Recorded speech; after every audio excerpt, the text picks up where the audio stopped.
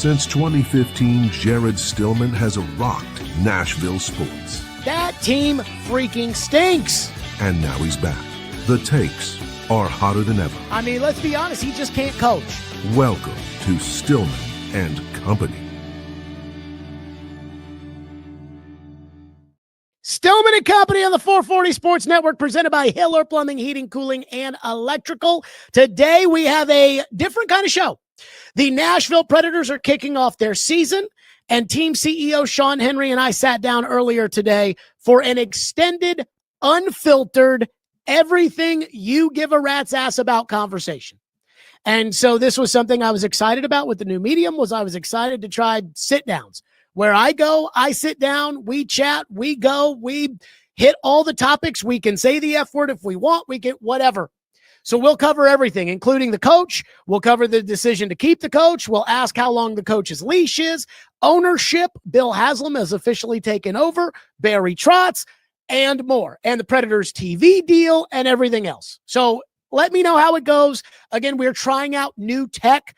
You know, if you're a real Stillbilly, be there with us. You know me. I don't do things shittily. So we're going to try to do this right. But there was, some cameras I'm probably going to be sending back to Amazon because I didn't necessarily love how they worked. So live with us through that.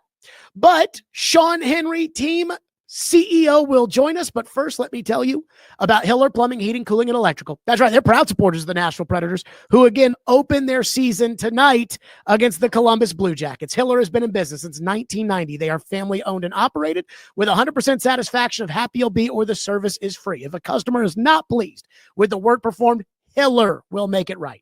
Do like I do. Learn more at happyhiller.com. That's where I set my service appointments.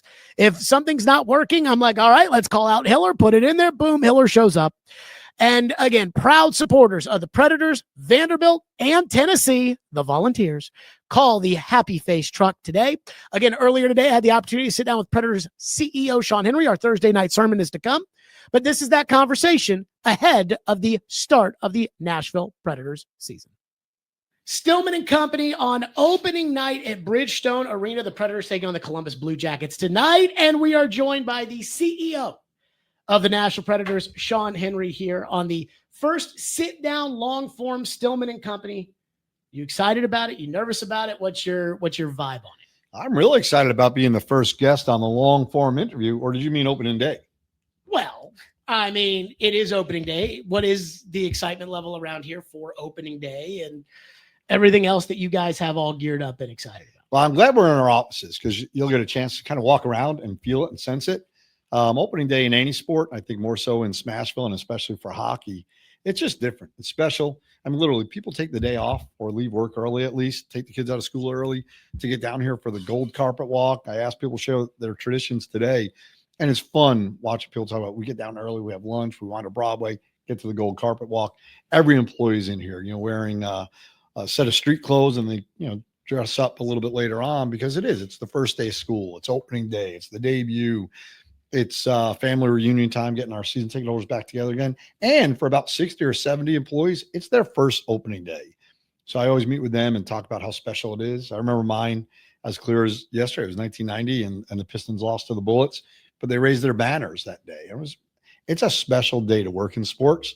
Special day to be a fan of sports. Okay, so I know that everybody's excited about this season and everybody's talking about what's going to happen with this season and this team, but I do want to go back to last season because I knew you would. I mean, last season was what it was, but I'm sure there was an autopsy that was done because you guys spent all the money in free agency, and I don't think that you guys spent the money in free agency thinking, okay, we bought ourselves a Stanley Cup. But I do think that there was excitement for the season. There were excitement for the fans. There was excitement for the players. And then all of a sudden, the season didn't go the way you wanted it to go. So I asked this question of you, which is, when you went back and looked at what happened, you didn't fire the coach, didn't fire the general manager. What did the autopsy tell you about what happened last year? Because I could argue either side of it about, hey, that was a terrible disaster, or hey, that was a special set of circumstances that led to a tough season. Well, fortunately, we didn't fire the CEO either. So I was really happy about that. Were you worried about that? No, I worry about that every day of my whole life. I have an empty box in my office since I was 15 years old. I thought that day would come. But last year, the goal was pretty simple, and it still is. You don't sign players for one season unless it's 1 year contract. But when you look at what we did 2 years ago, we traded away some of our fans' favorites. And the whole idea was we got to get a little bit younger. We got to stockpile some draft picks in the cupboards because we depleted those over, what 9 or 10 year run into the playoffs. And even when we did have a high pick or a first round pick, it was in, 19 to 30, if you will. So it was a hard decision to trade so many players away. And instead of that being the tough year, it was a fun year, right? We ended up winning 18 in a row or whatever it was, going to the playoffs, play a really fun first round series against Vancouver with a bunch of young guys, playing it in. So Barry's goal, our goal was pretty simple. We had to continue to make room for our young players. We didn't trade away any of our future draft picks or prospects at the trade deadline that year to move into it. The idea was let's surround those guys by proven winners, by some veterans that could help them grow, yet at the same time, add to where we're, building upon. Because the idea is, we thought we'd be back in the playoffs with those additions we made and those young guys coming along that push us into the playoffs. And it didn't work out. But when you look at what we did last year, we had on our roster 3 40-goal scorers from the year before. I don't think there was another team in the NHL that started the season that way. Maybe there was one. I don't think so, though. Went out and signed one of the biggest free agent defensemen that was out there. And the idea was, to have, 2 defensive pair featuring, 2 of the best defensemen in the league. And for whatever reason, it didn't gel. And that happens sometimes. Oh, that said, each one of those guys, when you look at their stats, and I hate looking at stats because they're somewhat hollow sometimes, you could argue had a pretty good season, but they didn't have a pretty good season together. And ideally they do this year. But again, instead of trying to hit reset again, you look at our roster, you hear opening day celebrations going on right now. It's a party out there. And that's just our staff. When you look at our roster from last season, opening day to this year, I think there are 10 new players on the team, most of them much, much younger, with the exception of bringing in Eric Halla, who everyone loves the way he plays. He'll bring an energy level to match our young players, but he also gives another stabilizing force where he's going to be paired up with a young player on his wing if he plays center. So again, you're looking at those key veterans we brought in last year. Ideally, they gel a little differently this year, but you look at the opportunities for our young guys. And a lot of times in a proven team, the young guy that should be a top 6 winger is playing on the 4th line. This year, you're going to have some young players in the top 6, including our number 1 draft pick from last year, Brady Martin, who's going to be our first line center, starting tonight, which is pretty exciting. So I do wonder, walk me through the discussions that were had last year. And I mean this in as nice of a way as possible. I know fans were talking about, fire the coach, fire the GM, and this is the NHL. And the NHL is a fire the coach kind of sport for whatever that's worth. Teams love to fire the coach, and it does work sometimes. So I'm not one to say that they shouldn't or whatever. What were the discussions that were being had here? As in the discussions that were being had by the people who actually make them? Well, I'll probably only tell you so much, of course. But when you look at, what was going on in the organization or what wasn't going on in the organization, you look at, what should we do? What could we do? But when you reset and go back 3 years ago or whatever the timeline is, when we brought Bruno in, it was to work with young players. We pretty much told the world that we're going to have a few difficult seasons and we're going to move forward from that and grow out of those things. I think you were one of the biggest screamers on the radio. You got to tear it down. This isn't 2017 anymore. By the way, I did say tear it down. Well, you were always the one saying these guys think it's 2017 still. And by the way, we never did. We were proud of what we did in 17, 18, 19, 20, 21. But, there was only a handful of guys on the roster still from then. But when Bruno was brought in and the coaching staff was brought in, the challenge to our scouts, both pro and amateur, was we need to recreate the magic. We need to stockpile draft picks. Here's the profile of players we need to start bringing in. And you're not going to pick a superstar in, picks 15 through 30. We finished 3rd worst record in the league last year. Fortunately or unfortunately, we had that lottery that slid us back to 5. We ended up with a great player. But you got to go back to what our plan was when we started trading away our key veterans a few seasons ago. It was to reset and rebuild who we were. So to then say, oh my gosh, it didn't work. We didn't win the Stanley Cup. We didn't go undefeated last year. Burn it all down and replace every coach, every scout, every GM. that's a little short-sighted, and it would be very disingenuous to what we set our plan to be. And I believe in Bruno. I believe in what he's doing. I mean, look what he's doing right now.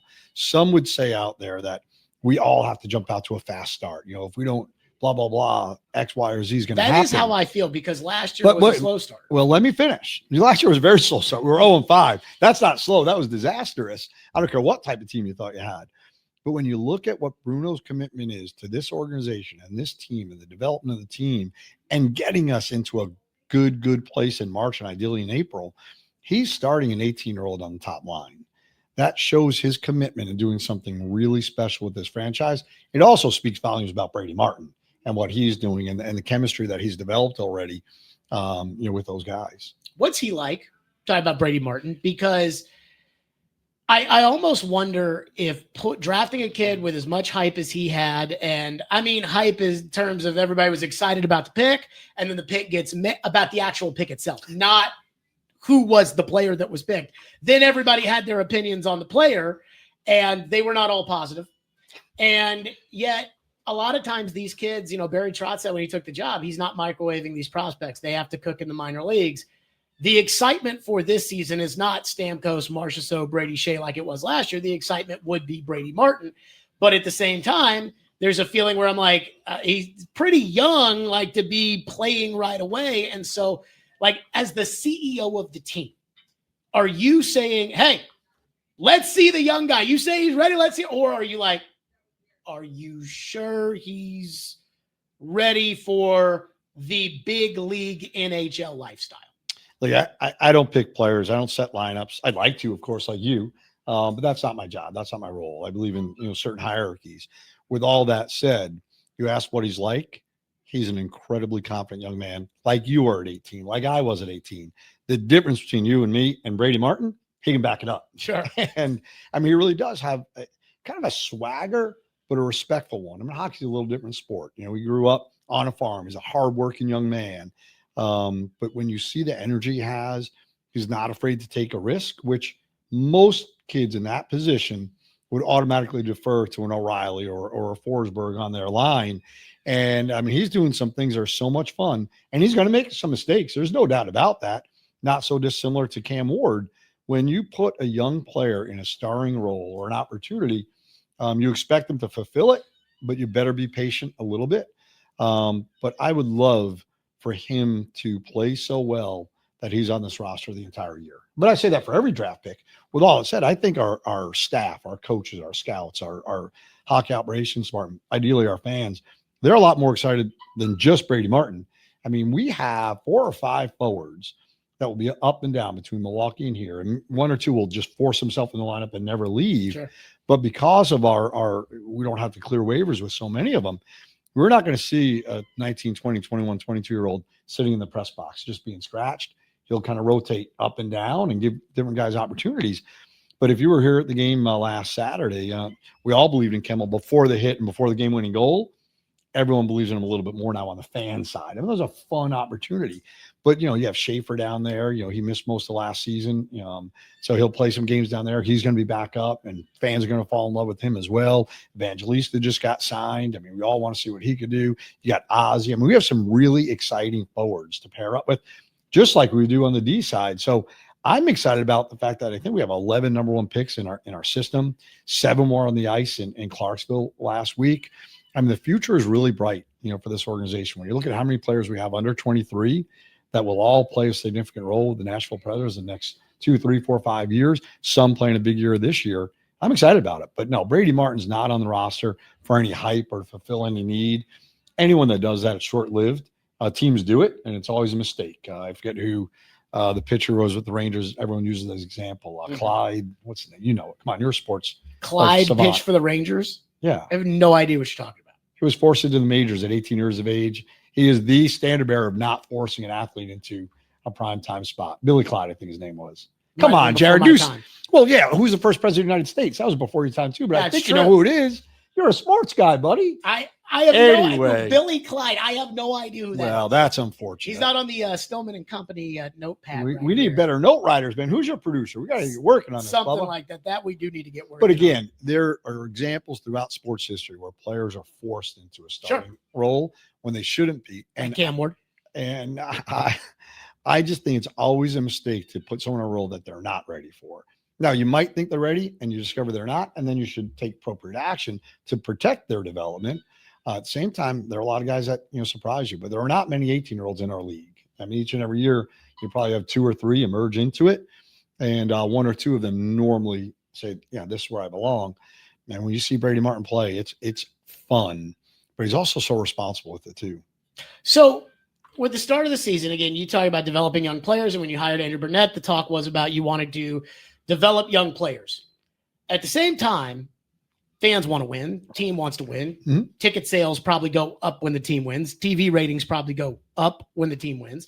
And the team winning is important. So how do you manage this? Hey, young players, we want to develop young players with, we know that the fans are paying full price to go to games right now, hopefully to see the team win. Well, fans will always pay full price. The one thing that we've always been pretty proud of is we're one of the lowest average tickets in our entire league. Sure. Even when, we're winning President's Trophies in the Stanley Cup.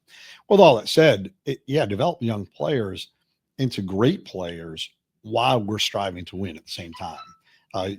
Different people like words like rebuild, retool, whatever. I hate all those words because you don't have to go into a 7, 8, 10, 15-year reset. The teams that normally plan on doing that stay in a reset for 10, 15, 20 years.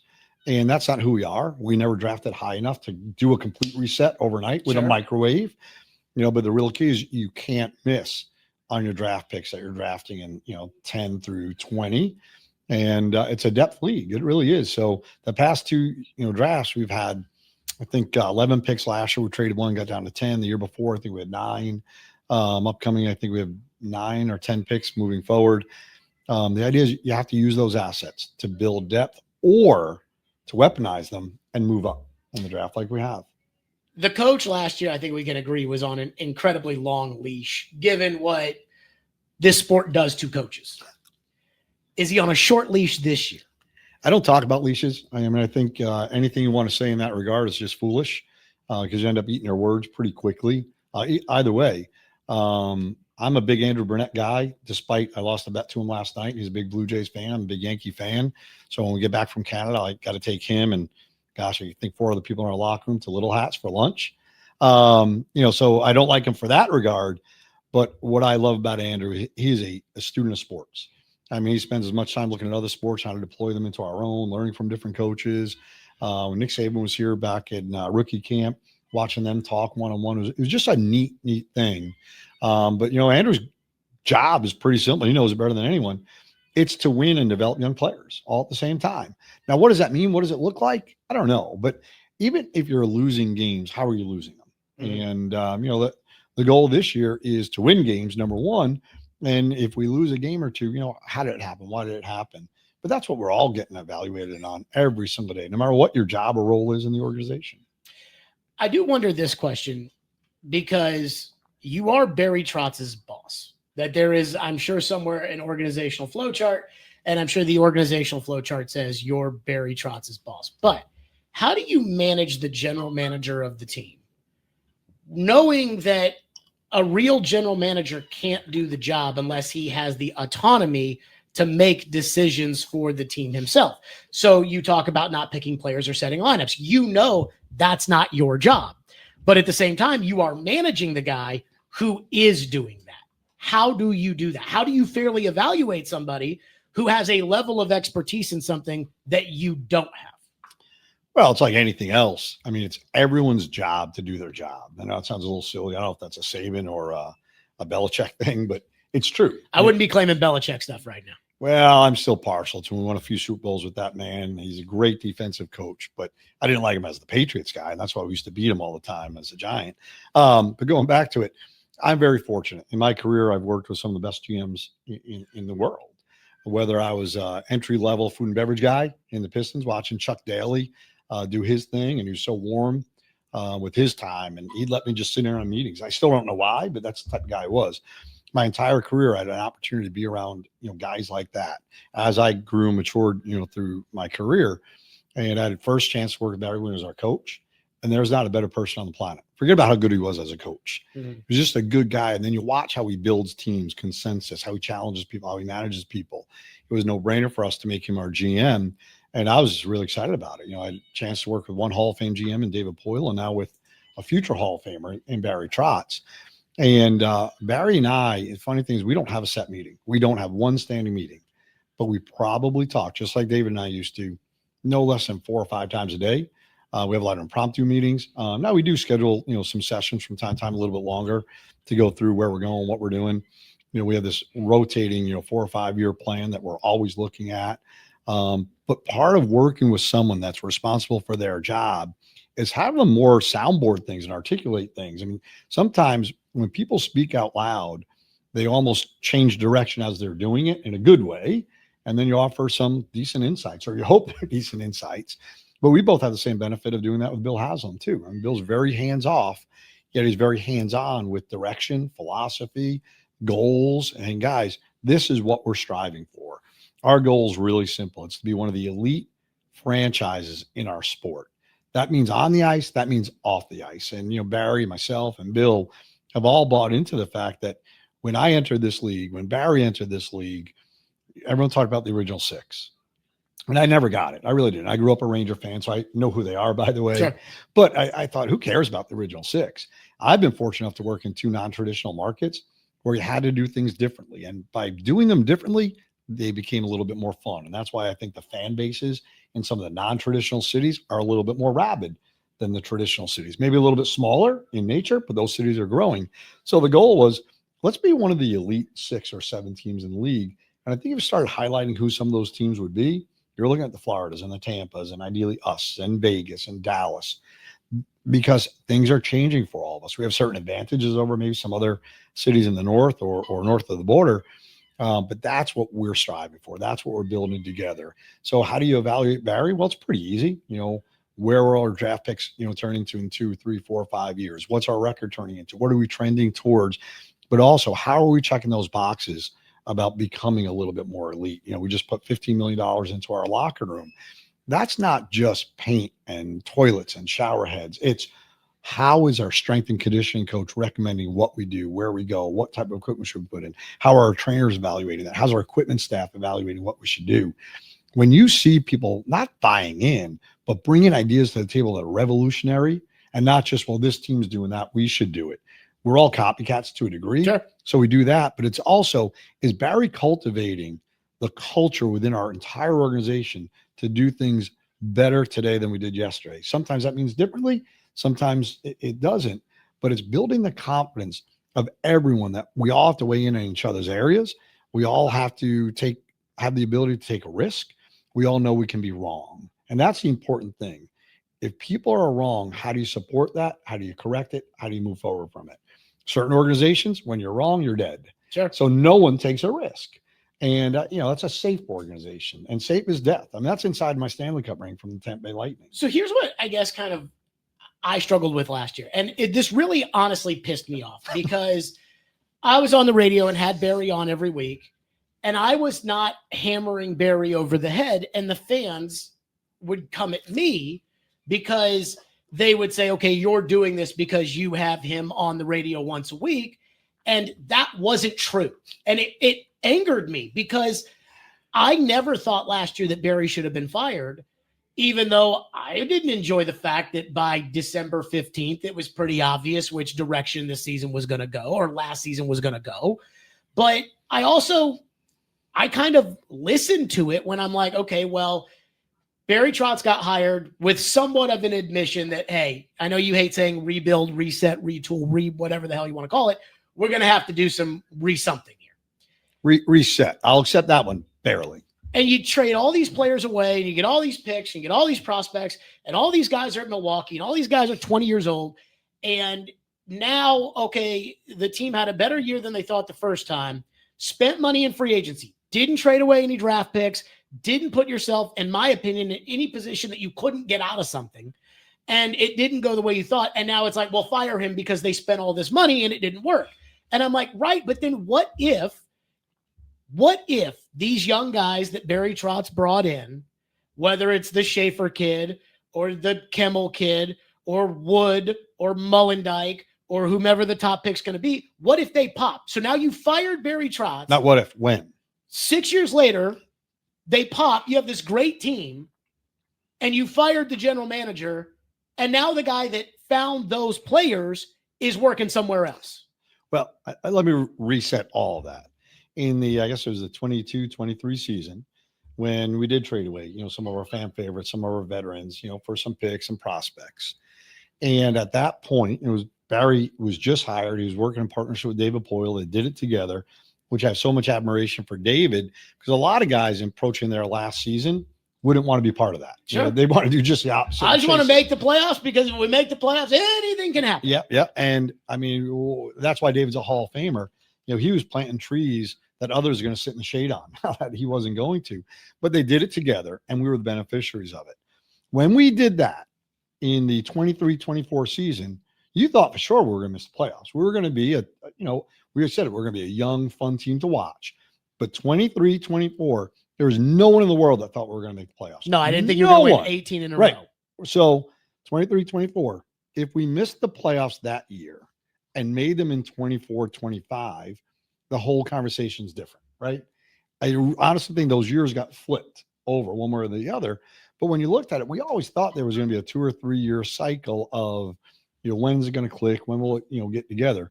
Because of what happened in 23-24, we went in to bring in just serial winners. I mean, the guys we brought in, they have their names on the Stanley Cup. They've won MVPs, scoring records, most sought after defenseman that's out there.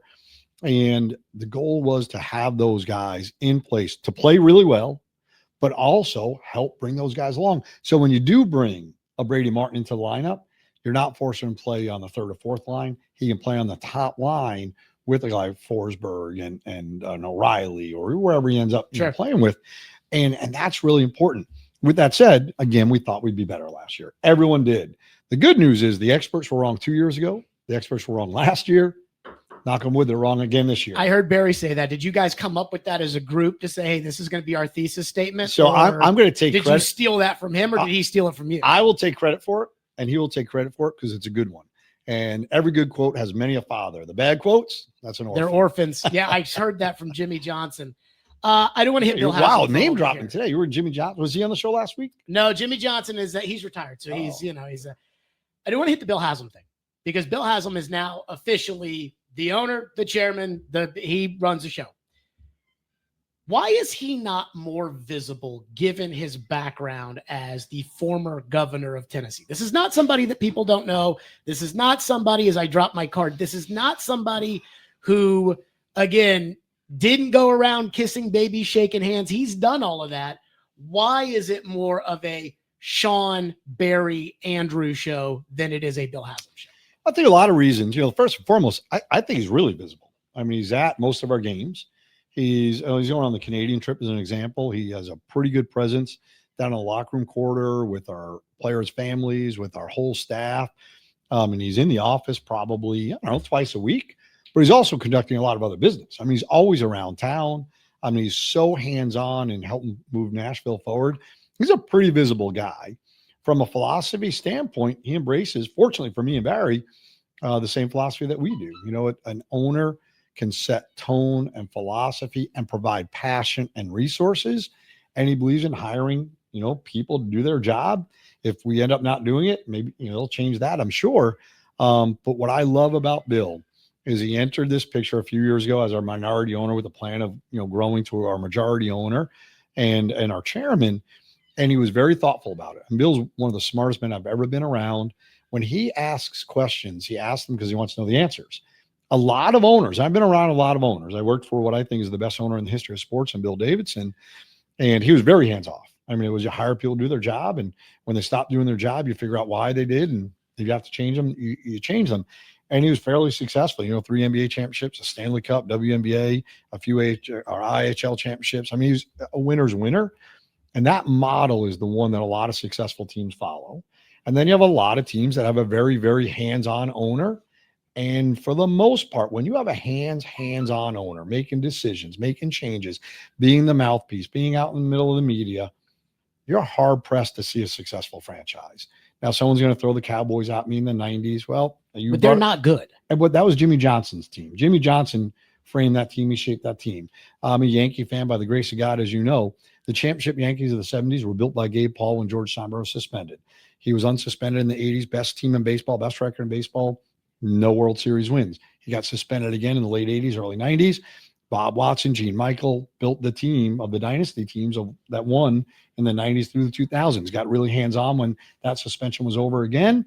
And I don't think we won a whole lot. Did you give Bill that speech when he took over as owner saying, hey, Bill, I know you own the team and I technically work for you, but the best owners in sports are the ones that stay out of it?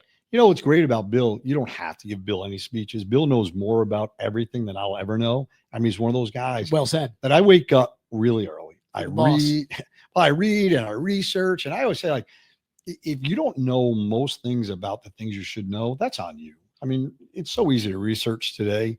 And Bill, if you send him a document, he'll say, all right, I'll get back to you. And then he'll read it. I'll come back with a couple of questions. If we go over our budget with him, or we go over the expansion plans for the building, he's like, all right, thanks. And then he'll come back with real questions. So he's very, very hands-on.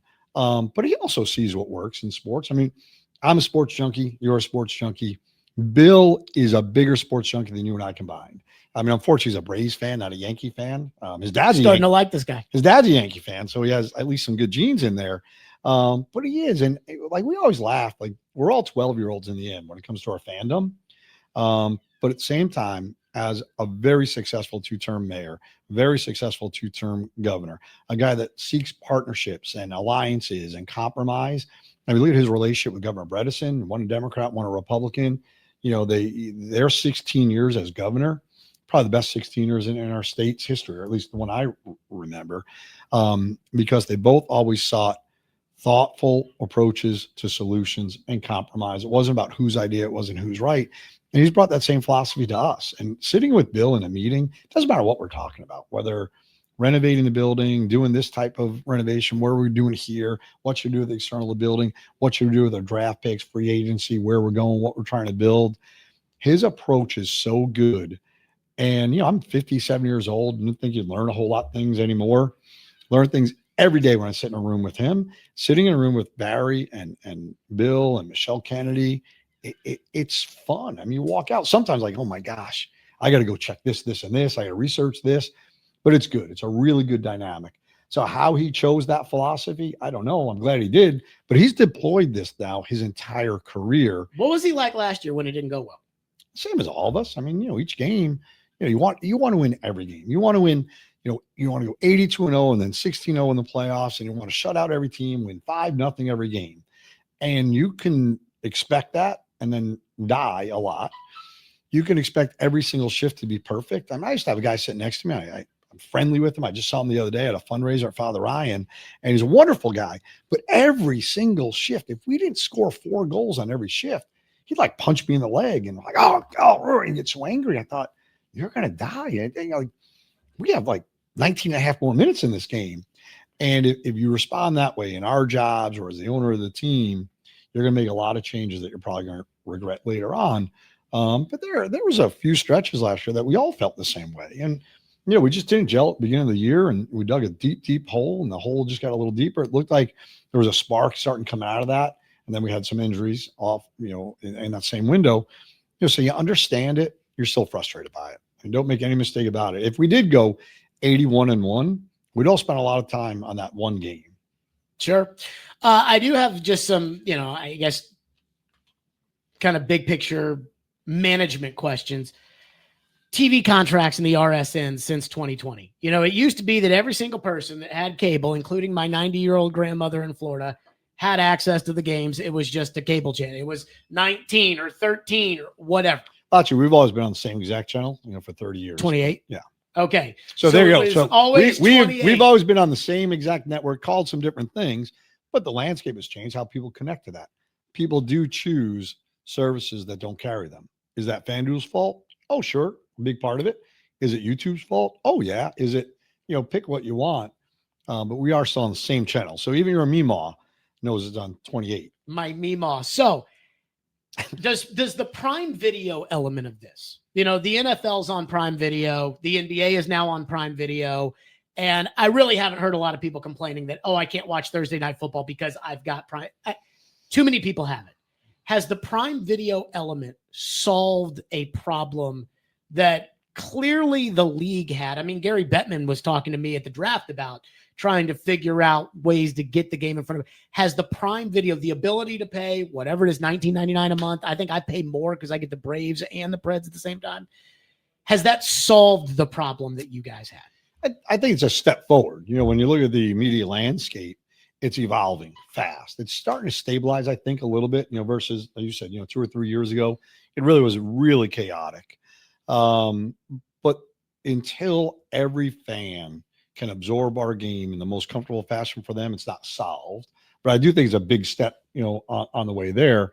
Our league and the NBA is a little different. Major League Baseball to a lesser degree, but similar so to the NFL, where most of our 3 leagues, we control our local media. Mm-hmm. So what you have in our league, you have 32 teams with different types of contracts. NBA, 30 teams, whatever they have.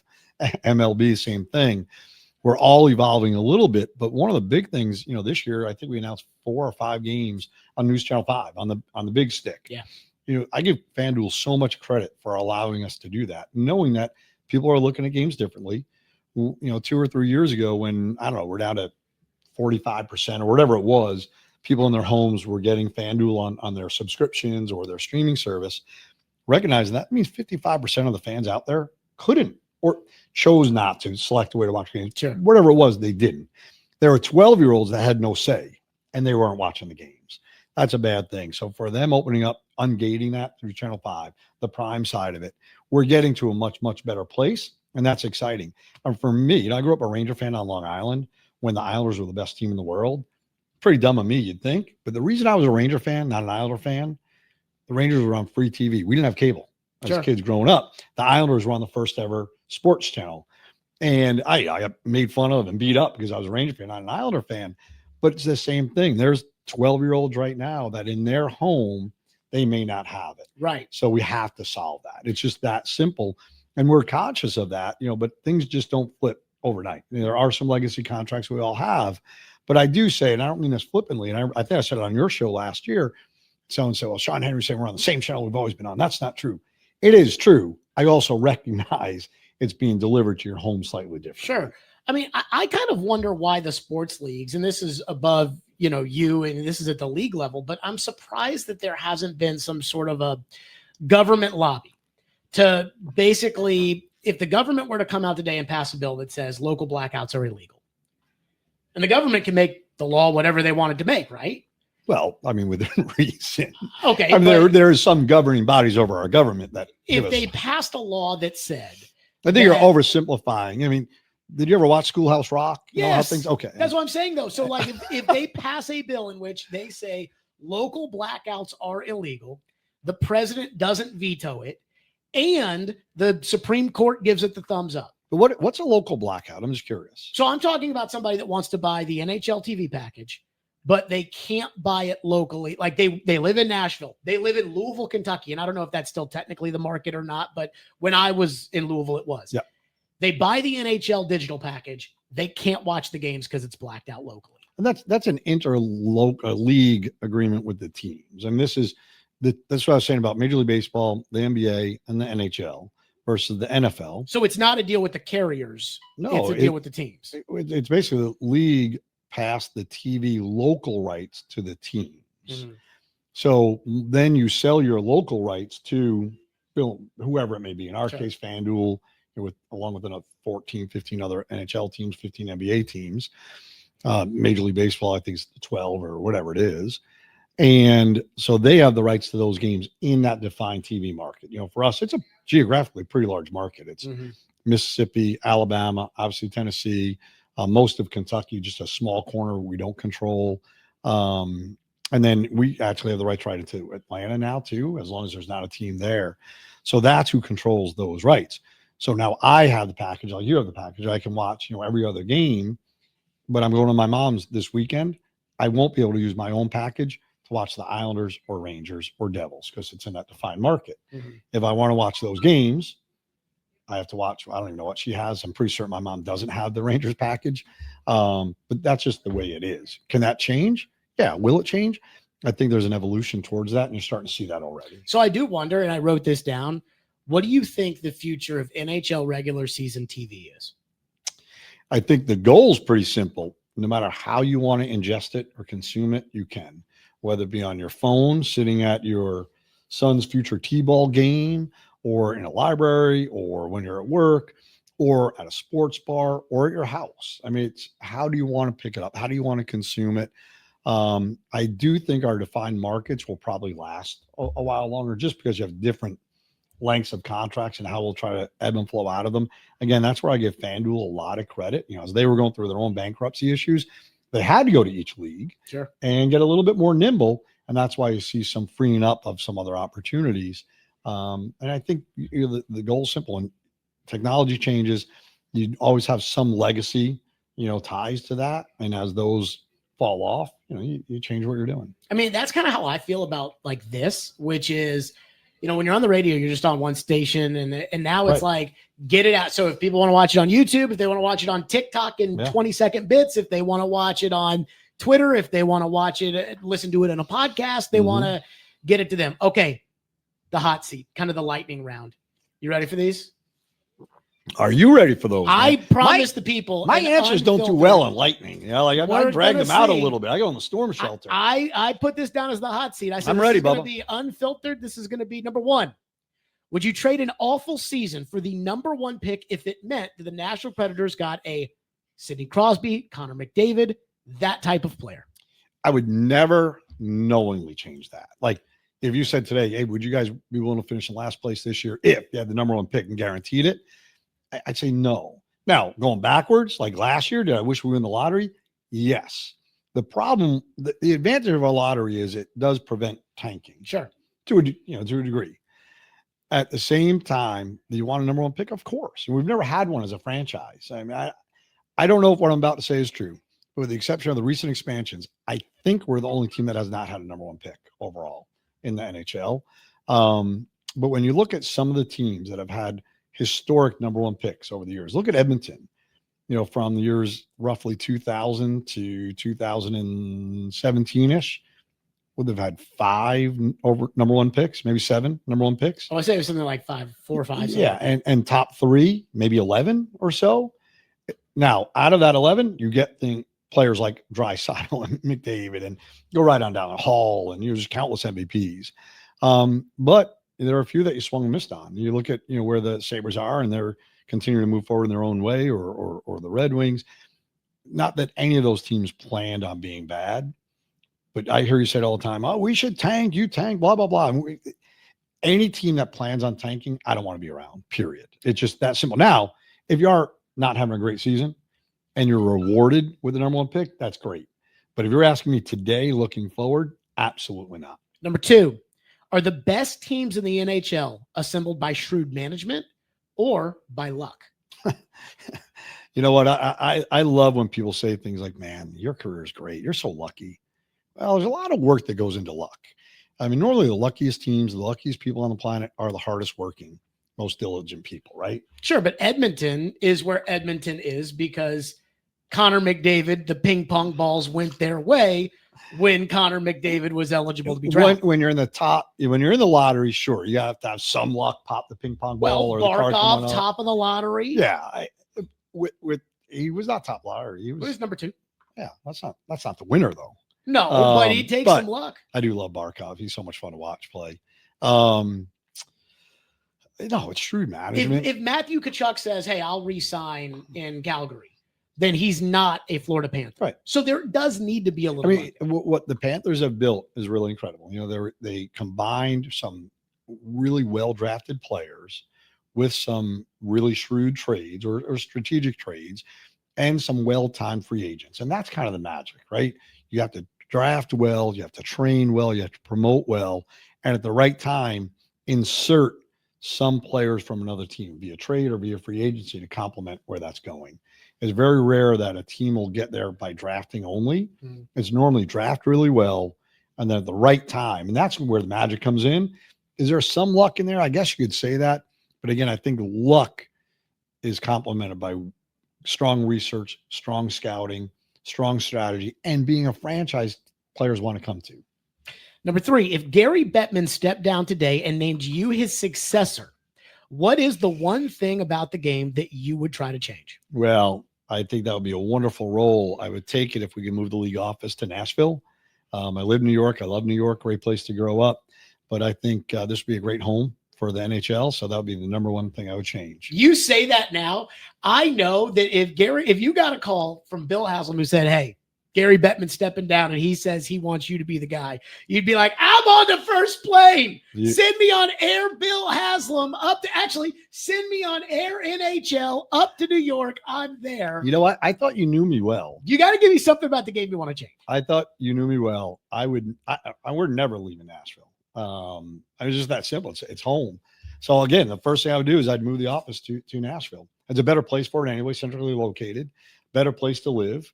We'd all have a lot more fun. You'd have some, a lot more guitar picks in our logos. Imagine the NHL Shield as a guitar pick. You're doing a very good job of not truly answering something about the game. You know what I would do? I would continue a lot of things that Gary Bettman's done. And every commissioner gets beat up, right? That's everyone's job. And when I look at all the commissioners, I give Gary the most credit for always looking at the game and stewarding it instead of just saying, no, we're not changing anything. Every year, from the series of competition committees to the series of executive committees, what should we change? How is the game going? We have a board of governors meeting next week or 2 weeks from now.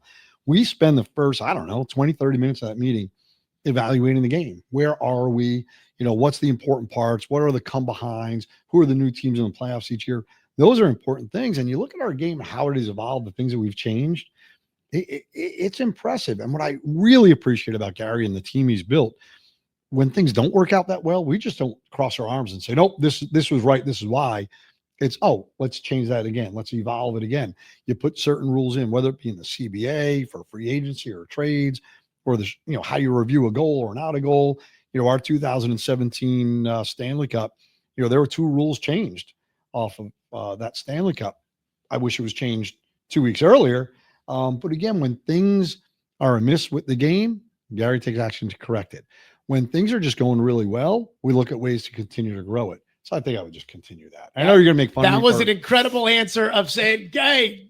It's true. It's true, though. Here's what I would do the 4 Nations face-off every year that there's not an Olympics, and I would move the season back. I know they want to move the season up. I'd move the season back, and I'd have the Stanley Cup final run unopposed on television.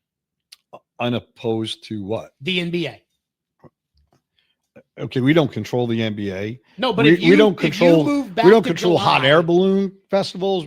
Like, if you move back to July, you there's nothing in sports going on other than a Rangers White Sox game, and so now you got all the attention. You'd have PK Subban on SportsCenter every segment breaking down the Cup final, and I think that's what's Jared, needed. I thought you knew me, man. I like my 4th of July. We finished training our rookie camp or prospect camp, and I get to shoot some fireworks off. Number 4, what do the Nashville Predators not have that you would do whatever it takes to have? And you cannot answer this with a Stanley Cup as the answer. Well, that is the answer.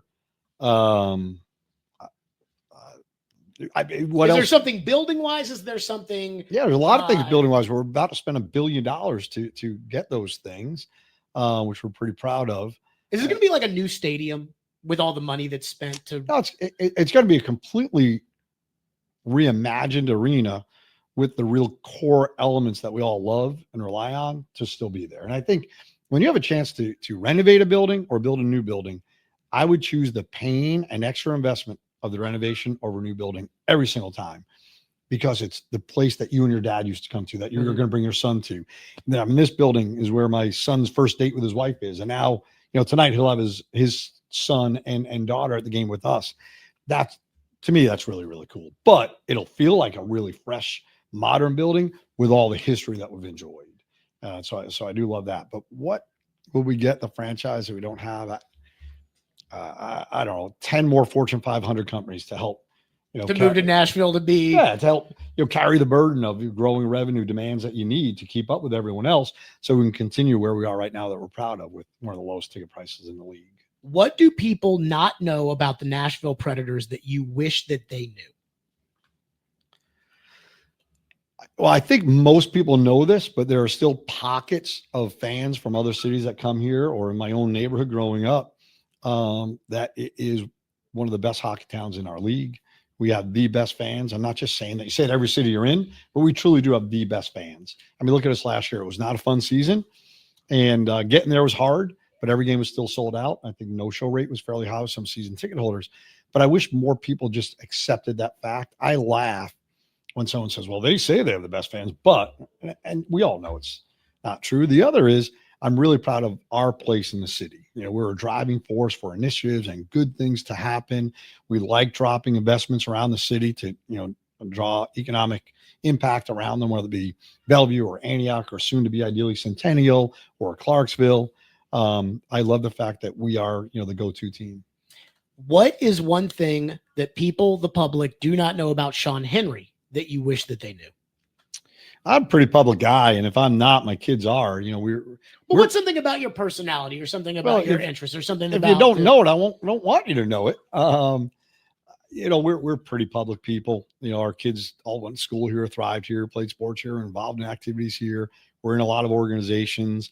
I think what surprises people the most is we're not campers, I don't think. Yet every year for the past, my oldest son's 30, so for the past 30 years, we've done a pretty big RV trip, you know, all over the country. A lot of it revolves around sports. You know, one year we called it Halls, Falls, and Balls. We went to every Hall of Fame, bunch of baseball games, soccer games. I think we've been to every national park but 6. So I'd like to click that off. How many national parks are there? I almost swore. Said I was going to do it. There are a ton of them. Fortunately for Teddy Roosevelt setting that ball in motion, and not many are open right now, unfortunately. But if we have an opportunity to swing through a national park, even if it's for a minute, we do it because they're so much fun. They're treasures. But we do everything as a family, and that's the one thing that I love. You know, we're going to Sweden in a few weeks as a team, and my 2 grandkids and 2 of my 4 children will be with us, which is exciting. When we went to Europe last time, our other 2 kids came. Just other demands get in the way sometimes, but we do everything as a family, and it's fun. You know, the other is swing by my house on a Sunday. There's always Sunday dinner going on. There's always some strangers at the table. Every holiday's done at our house. And, you know, Thanksgiving will normally have 40, 45 people there. And people from our own organization that my kids think are family. And we love that. Last one for you on the lightning round, which was not very lightning-ish. Last one. I told you I'm not good. I don't like the lightning anymore, man. What is the one thing that the Predators accomplished that you did? So you can't say like, you know, going to the Cup final in 17 but a decision that was made by you that you are the most proud of. You know what? I don't know if I can find one thing that I did. I don't even like that question or that word. I knew you'd hate it. That's why I asked it. You know, because it's true. Any success that we have, and whatever it is, you know, building the largest all-inclusive club, or you know, building 15 playgrounds around the community, or having the most active foundation, or pick whatever it may be. It's a series of people that buy in to the vision, the idea. Maybe some of them are my ideas, some are other people's ideas, but that's what I'm most proud of. That our good ideas. We made a joke earlier that, you know, have many a father, but our good ideas really have its roots in a collection of people buying into your vision. And that's magic. You know, when you sit in a meeting and someone comes up with an idea, you don't look around the board, you know, the table with people shaking their head no. That happens in so many places. I do have a neck brace on my back counter in my office. You can come take a picture later of it, because it used to be when I first got here, if people started shaking their head, you know, before the idea was out of the person's mouth, they got that neck brace. You want people to, you know, yeah, I see what you're trying to get there. The process that they want to follow and get to that goal might be flawed. The goal rarely is. So I'm proud of the fact that we all chase each other's goals. Man, you've done a great job at some of these, like, I'm not saying gotcha questions, because I'm not, but like, I really wanted to know if there was something about the league you'd change. You're like, you know, everything that needs to be changed, Gary has already done it. I would do what Gary does. Sean Henry, again, opening night is tonight. The Predators and the Columbus Blue Jackets. Good luck. And the one thing I will say, I bet it's more than one thing. May the beginning of this season be better than the beginning of last season. Well, I don't want to jinx us. It can't be worse. And I'm excited about tonight. You know, it's like, I like our schedule this year. You got 2 games at home, and then you go on the road. I mean, last year we were home forever, it seemed. And, when you have a few new guys on the team, getting on the road's important. It really, really is. Somebody brought to my attention months after the fact that they were like, because Barry was talking about, hey, you got all these people in town and you're taking care of everybody when everybody's here. And and someone's like, I cannot believe you did not rip his ass for that. And I was like, you know what? I can't believe I didn't either. That is the one where I'm like, okay. Like I look back on it, like I heard it when it happened and I was like, yeah, okay, fine, makes sense to me. I wasn't getting worked up about it. But then in hindsight, I'm like, no. You cannot say too many people are coming to the house and that's why we're not winning hockey games. But you know that really happened. I'm not saying that. What I just said was you have 2 games at home and then you get on the road. Bonding happens on the road. Sure. Just that simple. We have 10 guys on the roster this year that were not on the roster last year. Many of them knew each other because they played together in Milwaukee. But those 5 road games, through Eastern Canada, it's going to be invaluable for this team. That's what I was saying. So much so that when we helped design the schedule this year, it was let's open at home and then let's get on the road.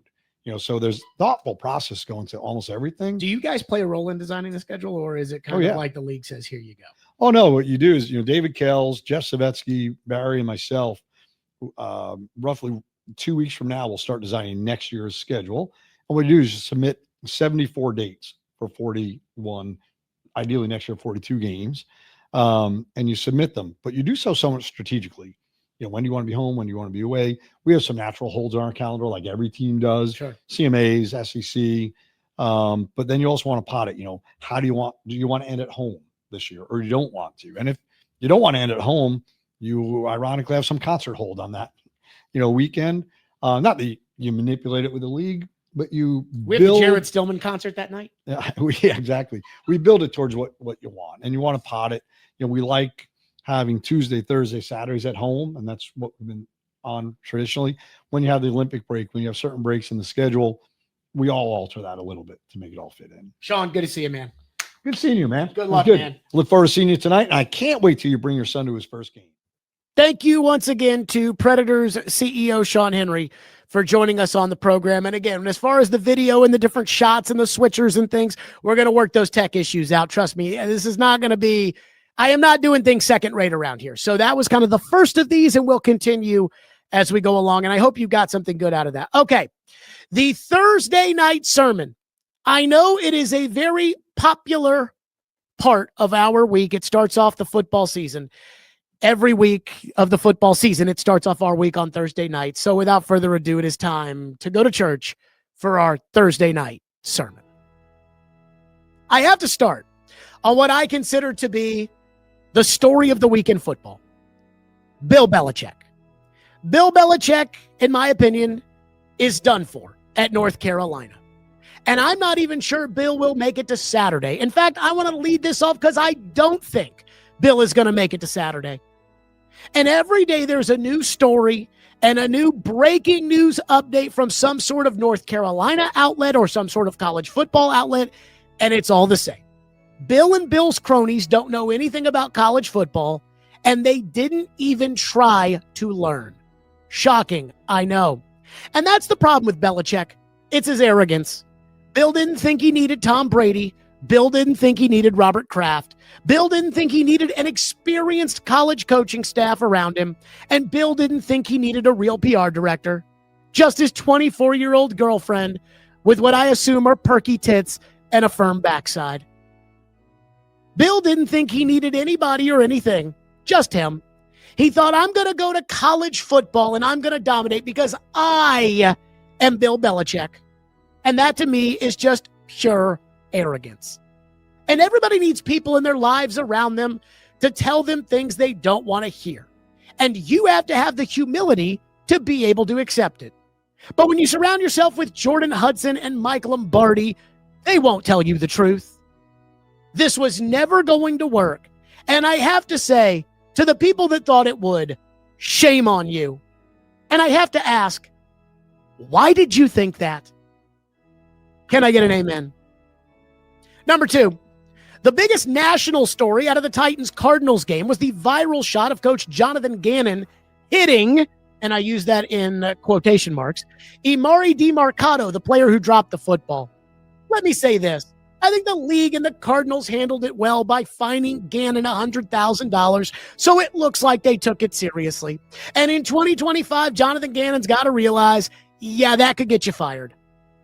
But at the end of the day, to me, this was really nothing. It was fine. He didn't hit him. He gave him a get your head in the game sports tap.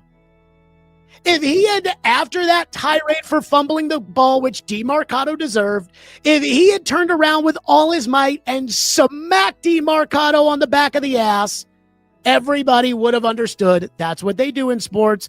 Nobody would have said it's sexual assault. He was fine. DeMarcado got the message. Can I get an amen? Number 3. I watched Colin Cowherd start today because I wondered what his leadoff topic would be. I think Cowherd's got a pretty good pulse for what's going on in the country, although he talks a little too much NBA for me. And I wondered what it would be.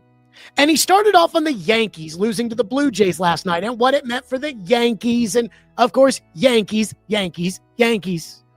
And I like baseball more than most, and Lindsay is from Toronto. But I was shocked to see how forced Cowherd's Yankee topic was. It was as if he never watched a Yankee game all season until last night. He legitimately said the Yankees needed Aaron Judge and Giancarlo Stanton to step up. Giancarlo Stanton? What is this, 2019? And the other thing is the Yankees lost for the 16th year in a row. And Yankee fans are apoplectic because they're entitled to World Series. But can somebody, Cowherd, Jeter on the broadcast, Smoltz, can somebody out there just say the Toronto Blue Jays are really freaking good? That is a good baseball team, and they've been good all year, and they were supposed to be good 2 or 3 years ago, and now they've blossomed. And Vlad Jr. looks exactly like Vlad Sr., except he's 30 pounds heavier. Let's give the Toronto Blue Jays some love, people. Can I get an amen? And speaking of the Yankees have not won a World Series since 2009. They are essentially the Dallas Cowboys of baseball. Good enough to get to the playoffs, not good enough to